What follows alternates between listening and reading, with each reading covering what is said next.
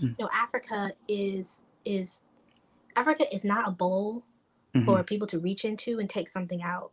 Mhm. Africa is a continent, it is a place, it is a gift, Mhm. and you have to be a gift to it, right? So, Right. like any environment, like any community, you know, there's give and there's receiving.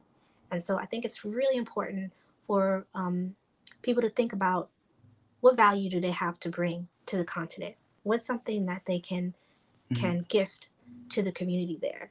What's Mhm. something that they can provide that that community will see as valuable, right? Not something that you bring and you change everything.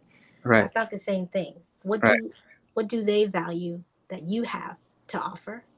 And then what do they have to offer that is valuable to you? And that requires you to connect with people, to build trust, to build relationships, to invest time. Last time I was there for like a month, and it wasn't enough time.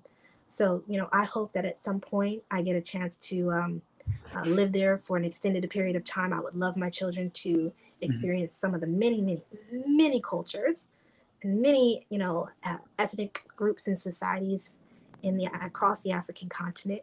And a special shout out to Senegal, Senegal.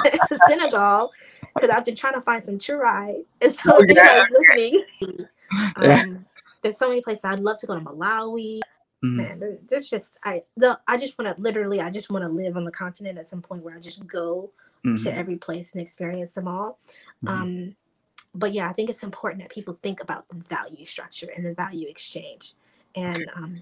and bring as much value as you receive. And that's as long as you're doing that, you're doing it the right way. I think actually one of the most important things that we have to Mhm. um, the kind of aid that's needed like Mhm. across Africa is actually just trusted relationships, like Mhm. trusted relationships across borders, Mhm. trusted relationships across governments, trusted relationships across trades and industries. Because in order to